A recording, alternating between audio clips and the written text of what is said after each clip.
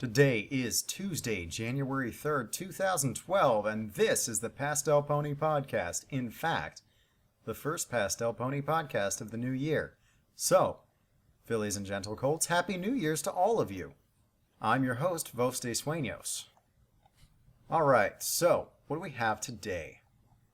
I have a couple of random points to go over, and a couple of things from the best of EQD, which honestly is the best of whatever I find, wherever I find it.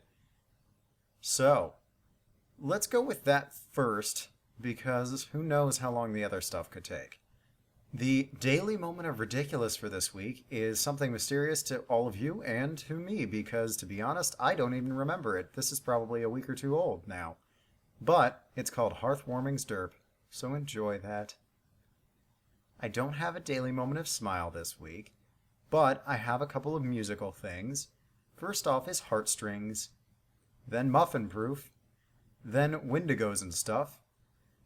Official DJ Pwn 3 came out with a really awesome 40-minute New Year's mix, which was pretty stellar. I really enjoyed it. It's nice to use music like that to do editing for stories or, well, just wandering about the internet, as I'm sure you'll want to do.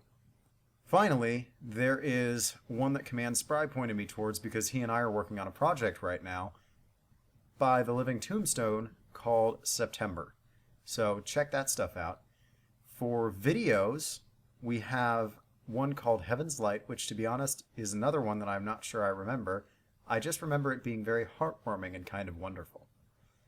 I also have another video called Reboot Mainframe, which, if you ever watched Reboot, the old series, you will absolutely love this. It starts off a little shaky, but they get the syncing to the voices up really well and then start doing some really great stuff with the video.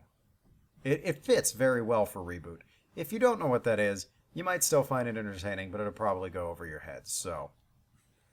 We also have a game this week, which I thought was absolutely adorable and hilarious.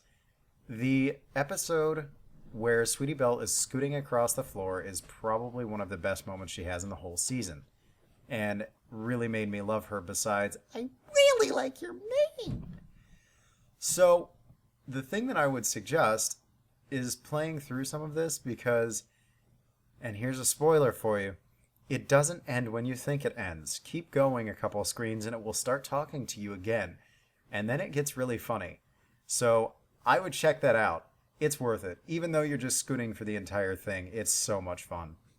And the dog is demanding attention because she's been alone all day, the poor puppy. Now, Not Your Forte is the only thing that I've really read this week because to be honest, it's been a busy couple of weeks, guys. So I read through Chapter 2 of Not Your Forte and really, really like it. It's cool to see Octavia and Scratch interacting with Twilight, and something starting to happen with Pinky as well. And I'm very interested to see where it's going.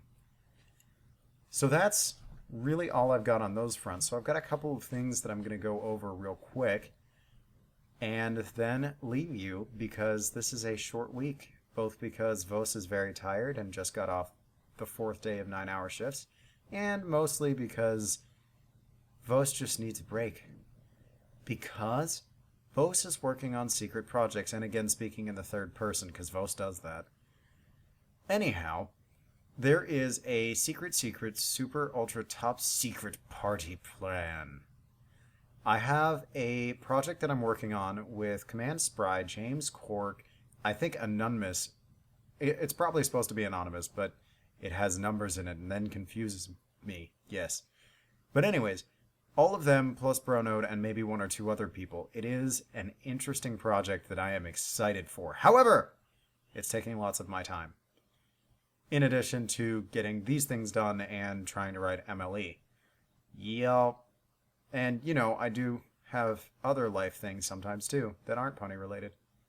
But, I got a pony shirt for Christmas. I hope you all got fun stuff for Christmas or Hanukkah or zombie New Year's or whatever strange solstice-y things. I'm making things up now.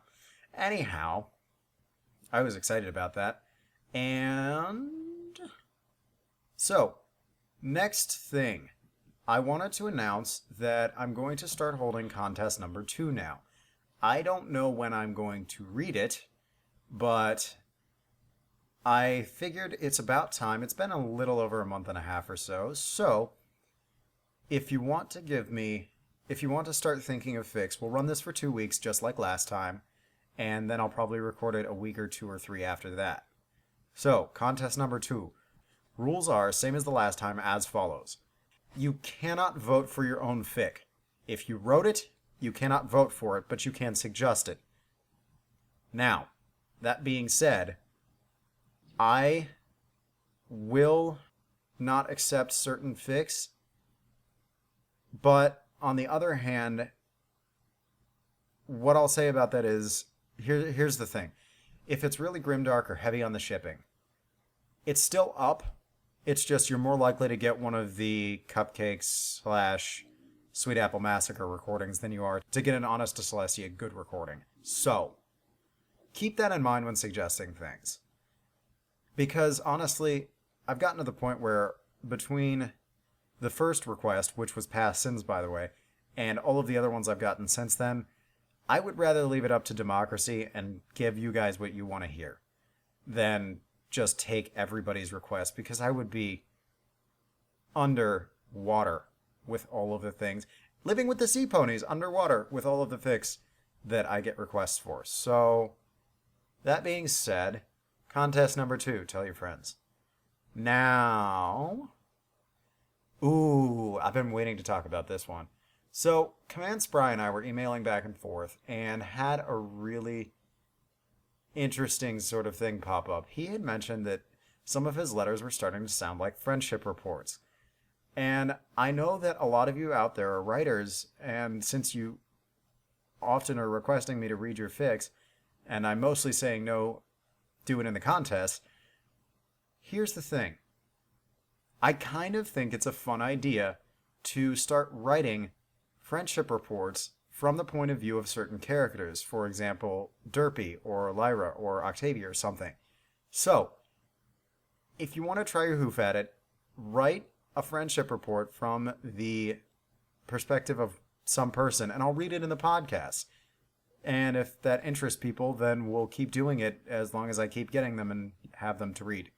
So yes, friendship reports. Friendship! Ah! A lot of guys ignore the laugh, but that's about standards. If you know where that's from, 10 points.